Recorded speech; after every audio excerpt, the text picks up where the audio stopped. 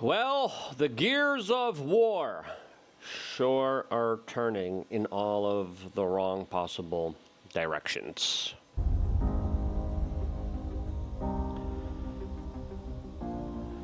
This footage from Russian state media television highlighting their Garen 2 drone factory in Russia with the mass productions of tens of thousands of kamikaze drones, one of which actually flew over Lithuania just a few minutes ago. What in the world is going on here? As of course the situation between Russia and the world is getting very perplexing, very crazy, very weird, just like this AI video rendition here, as Donald Trump now has officially issued a decree that his 50-day limit for the Russians to respond here has now been cut down to 12 to 10 days. What does that mean? What will be happening here is, of course, secondary sanctions are now being threatened against countries like India and China that might be facing a 100% tariff from the United States here. How will all of this affect everyone, as even Zelensky recently got in trouble with the European Union after anti-corruption legislation made its way that eventually he made a very big, important decision on that. Luckily, didn't become too much of a big controversy for him. Where's this conflict going? What's happening on the front lines? We're going to be examining that and a lot more all here in this independent media broadcast. And if you appreciate this type of news, subscribe. Click the notification button, as of course I think it's important to understand both sides of the conflict here and just how escalatory it is. It's also just fascinating how robotic a lot of this conflict is, as now the vast majority of weaponry is centered around robots doing the fighting. As some people have previously predicted, that the future of war is literally just robots having at it in the Arctic, as that's probably what World War III will look like, as people understand the true severity and true destructive nature that technological advancements could bring us, as there's some very interesting drone-on-drone type of warfare that is now evolving, some would say devolving, inside of this new modern theater war conflict. As of course, this is a chart showing Russia's use of one-way attack uninhibited aerial vehicles, OWA, UAVs, drones, just like the ones you were seeing in production there. Kamikaze drones. Cheap, readily available, as the Russian war machine has shown itself to be able to produce drones quicker, cheaper, faster than the West has, even admittedly according to Donald Trump here.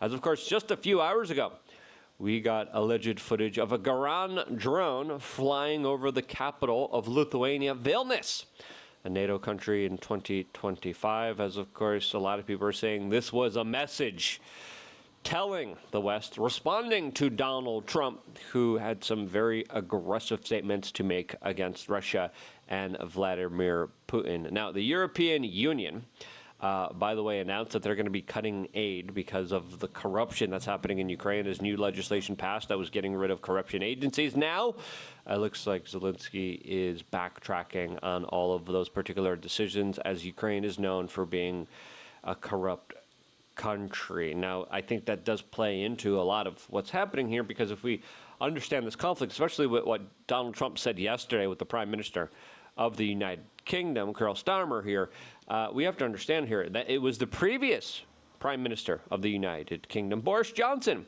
that went over to the UK right when there was a peace deal made. It was about to be signed. He came over there and said, no, you're not signing it.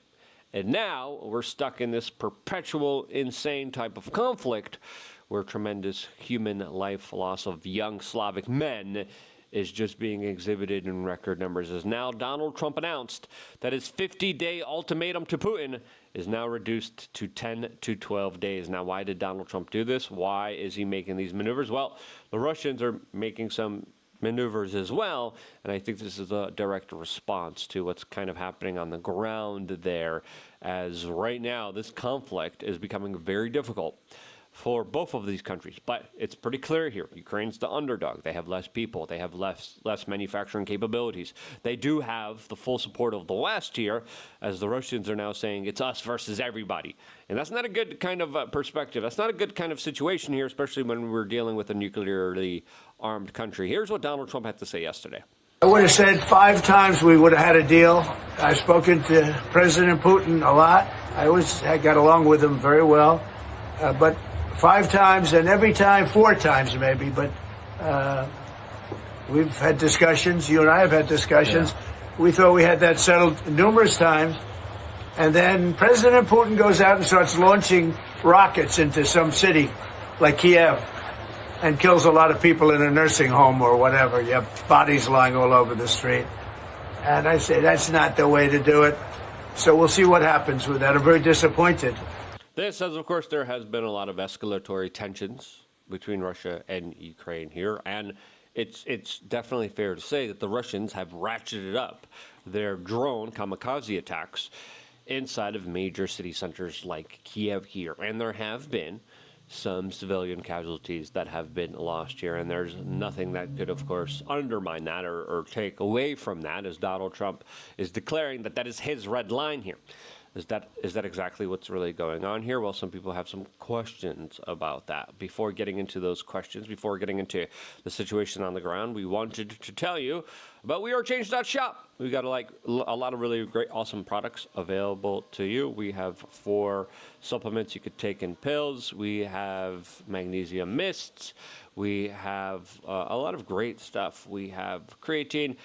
You, of course, could get our shirts here. We have great bundles for him, for her, and then we have some merchandise here that is pretty facetious. I think we only still have a couple tea bags left. I think, yes, we only have 9 tea bags left here. As, of course, we also have our CBD here, our CBD tincture. It is just off to the screen. I'll just show here. Boom. I just gave this to some of my family members. They were like, oh, yeah. I've taken this stuff before. You got to make sure we get the good ones. I was like, yeah, gosh darn right, because there's a lot of fake ones out there that are not that good because they're filled with fillers and nonsense and all this other crap out there. And I made sure. I did 2 years of research on this before working and producing this, and that's why we came up with Take Home. And it is some high quality, made in the United States CBD, full spectrum. We only have 39 of these CBDs left, and for me, it makes the biggest difference in my personal life here. When I'm feeling overwhelmed, when I'm feeling stressed, I'm like, all right. Time to go to the gym. Time to make sure my diet's super clean. I got to make sure I don't drink tonight. I got to make sure I get a good night's sleep. Let's get those blue blockers. And then I'm like, yeah, I'll do all that, but then I just want relief now. I just want to relax now. So that's why I just reach for the cum sometimes, especially when I don't have time to meditate. When I'm on the run, I'm like, okay, I'm just going to take some of this stuff. And truly, really, I can't recommend this stuff enough. I love it. Before putting anything into your body, do your own homework, do your own research. But truly, some of the best high-quality, high-grade stuff. You don't want to be getting your stuff at the gas station filled with fillers and seed oils and all this other nonsense. We got it. Grown, made, produced, manufactured here, all in the United States. Now, you're going to need some CBD with just the things that are coming ahead here. As Donald Trump also announced this, which is a major announcement and highlights the kind of escalatory nature here, as people highlight how there's going to be a full-on confrontation between the East and the West here under Donald Trump's administration, and it looks like we're heading in that direction. I'm disappointed in President Putin. Very disappointed in him. So we're going to have to look, and I'm going to reduce that 50 days that I gave him to a lesser number, because I think I already know the answer what's going to happen. I want to say now Putin speaking to a European audience here.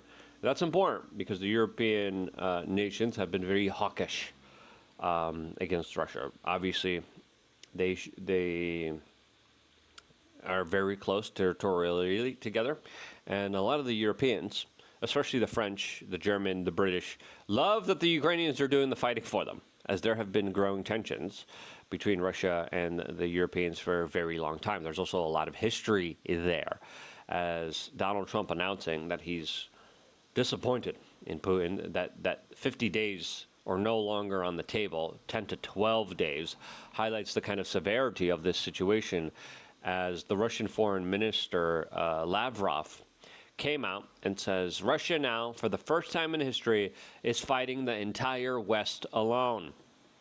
As people are saying, let's be real, they got China. China and Russia historically been at odds with each other for a very, very long time here. This as the Russians are continuing their onslaught and assault and military actions. That is only expanding this conflict. As of course, we have the latest here from The Independent, talking about how Russian strikes now, as of late, have taken the lives of 16 people. Now, there's clearly a lack of progress towards ending this war. There's clearly not a big off-ramp here. Putin and Russia, they're all about kind of the optics and looking like the tough guy here. And they're not really given an off-ramp here.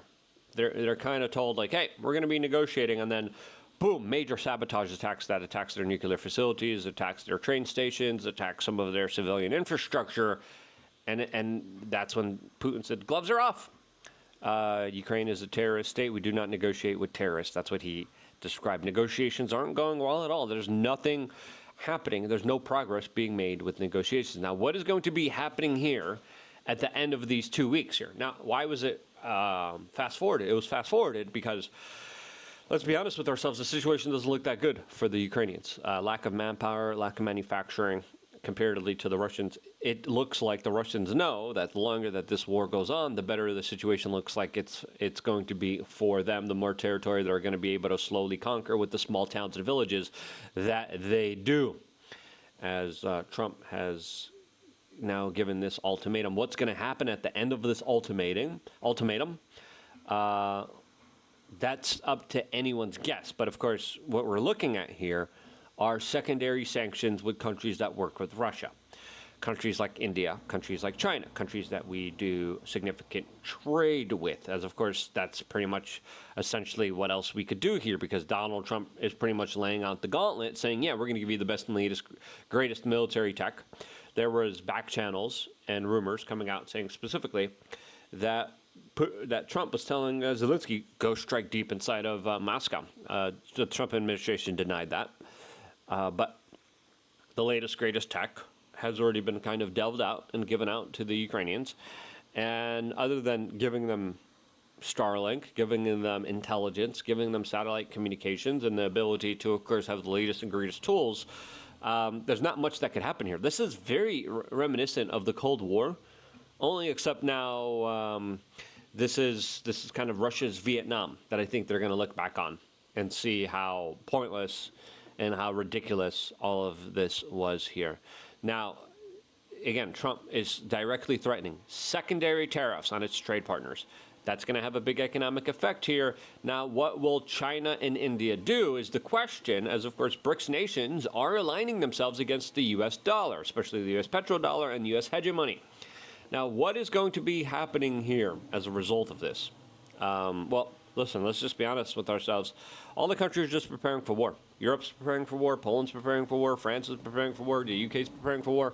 As the Financial Times are writing how European roads and rails are unfit for war, an EU transport chief warns as they're talking about spending $17 billion at upgrading their transportation networks to be prepared for a conflict.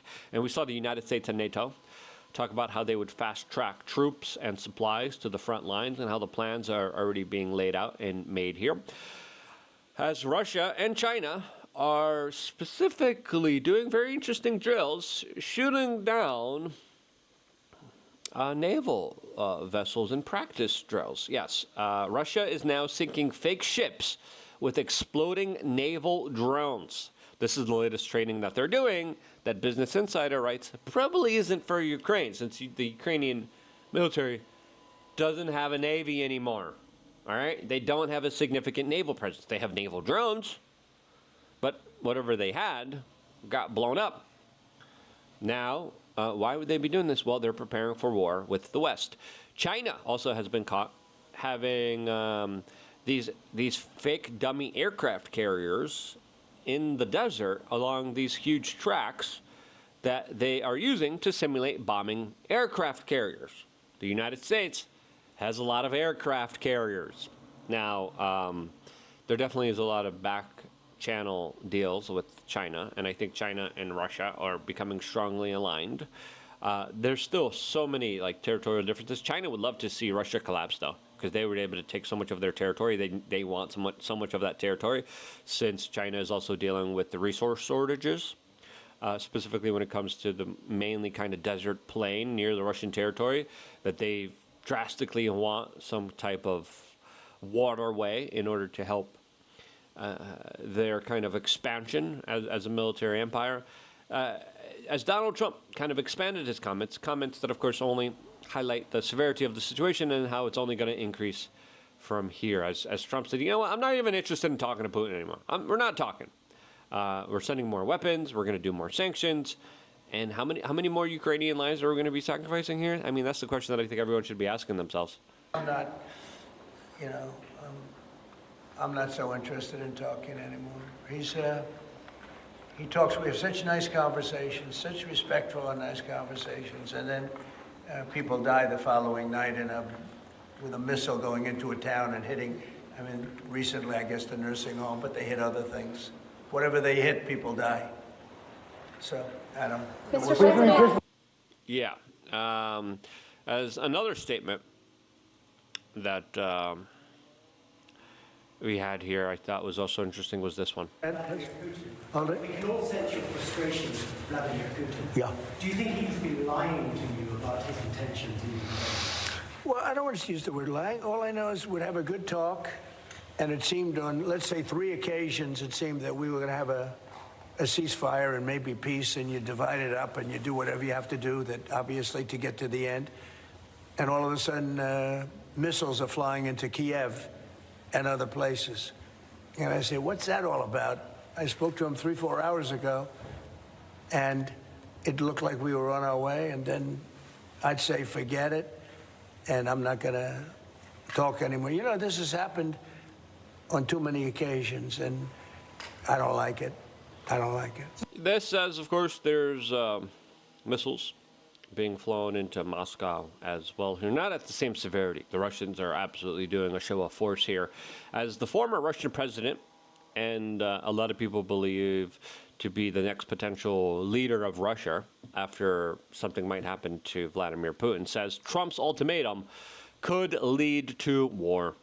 And he's not wrong here, as Dmitry Medvedev, the former president and the confidant of Vladimir Putin, said, Trump, hey, Russia isn't Israel or even Iran. As he says, Trump's playing the ultimate game with Russia, 50 days or 10. He should remember 2 things. Russia isn't Israel or even Iran. Each new ultimatum is a threat and a step towards war, not between Russia and Ukraine, but with his own country. Don't go down the Sleepy Joe road here. As the last time Medvedev made some comments here, he definitely triggered and angered Donald Trump here, as of course Medvedev is kind of this new spokesperson for Putin that unofficially is speaking for him about the kind of grave escalations without Putin needing to do much of the kind of tough talk here. Now, there's also considerations now that there could be a conversation that happens between Xi Jinping, Donald Trump, and Vladimir Putin.